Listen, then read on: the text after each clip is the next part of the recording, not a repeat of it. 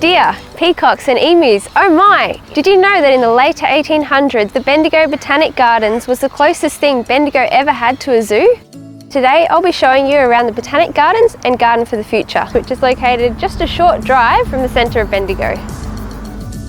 Almost as old as Bendigo itself, the Bendigo Botanic Gardens, White Hills, is one of the best public gardens in our region to visit, as there is plenty to do, see and enjoy.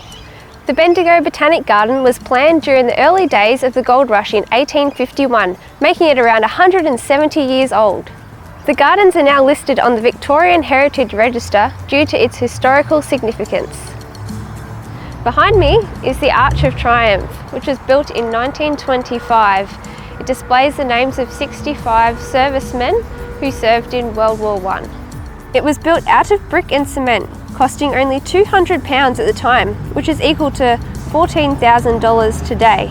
The arch is listed on the Victorian Heritage Register and stands as a permanent memorial to our brave local soldiers.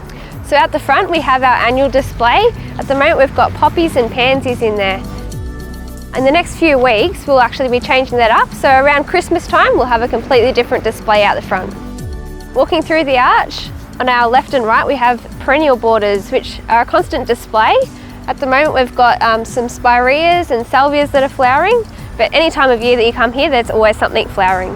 For those of you that don't know, a Botanic Gardens is a collection of documented plants. So before the arch was built, these two Moreton Bay figs behind me, which are huge, were thought to be the entrance to the Bendigo Botanic Gardens. They're around 160 years old, and if you're feeling energetic, you may even want to have a climb. Tucked away here, keeping an eye on the place, is a deer. It represents deer that used to be here many years ago. If you come and look at him at Christmas, we'll have his antlers and a red nose on him.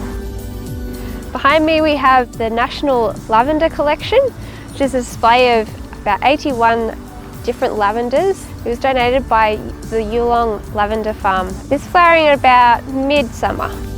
It's the only place in the country that you can come and see all the different varieties of lavender at one time. Through here we have the Victorian Goldfields collection. So if you're mining back in the 1800s, these are some of the plants that would have been available. So through here on the paths that are representing the gold rush era, we have some really nice lavenders that are flowering at the moment, as well as our lilac. We're here at the first of two grape arbours. These were reconstructed after we found some old photographs of what this area used to look like. If you come back in autumn, these grapevines look spectacular with all their red leaves. Bendigo is known for its wine and still is known for its wines. As you walk through, you'll notice that the grapevines growing in here are all labelled with the different varieties.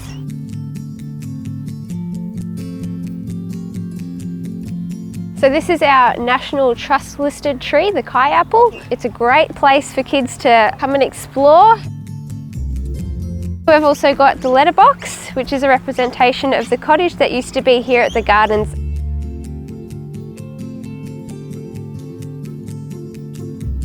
Another popular area in our gardens is the children's play space.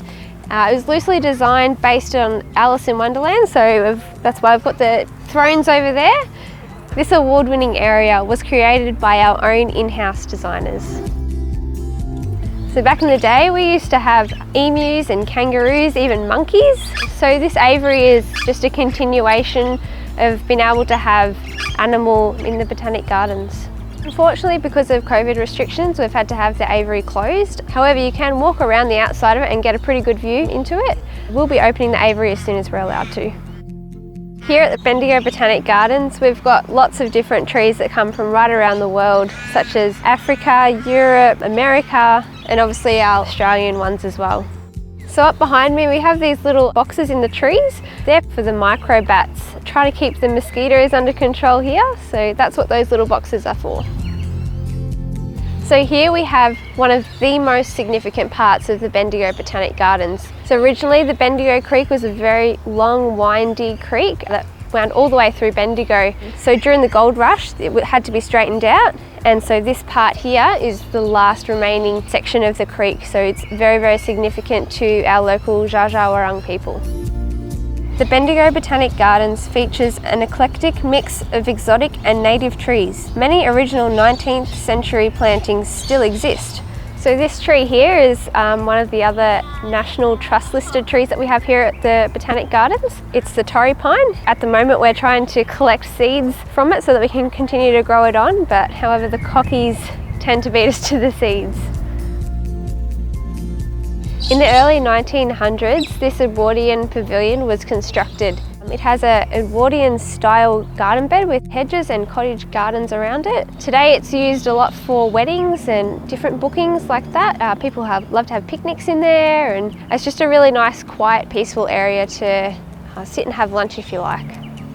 Now we've exited the heritage side of the gardens and heading towards the Garden for the Future. But we're standing here today on land that's going to be created into our central hub area. It's going to have cafe, visitor centre and a wetlands area. We're going to have predominantly Indigenous plants, and construction is going to be starting very, very soon in this area. Welcome to the Garden for the Future. This was built in 2018. It was built to match Bendigo's climate now and into the future. One thing that people are always asking us about here in the Garden for the Future are the pink boxes behind me. Eventually, this hedge in here is going to grow up over them, and it'll provide a space where you can just look through and see the different sections of the gardens. So as you walk through the Garden for the Future, you'll notice 44 separate picnic lawns. Great areas for having picnics. Behind me is the purpose-built stage where we hold different functions and events such as concerts, musical theatres and plays and other performances like that. So there's a lot of different spaces that you can have a look at in the Garden for the Future, and there's always something different that's flowering. We think that especially though in the autumn, a lot of things that are in flower and it's looking really good. And behind me here we've got the mint bush that's flowering at the moment and it's looking spectacular. Thanks for joining me on my guided tour of the Bendigo Botanic Gardens. Make sure you come down and have a look at the plants and have a play on the playground and just spend some time to relax and enjoy the surrounds. Join in the fun. Simply share your photos on Facebook or Instagram by tagging @Bendigo Botanic Gardens and #ExploreBendigo.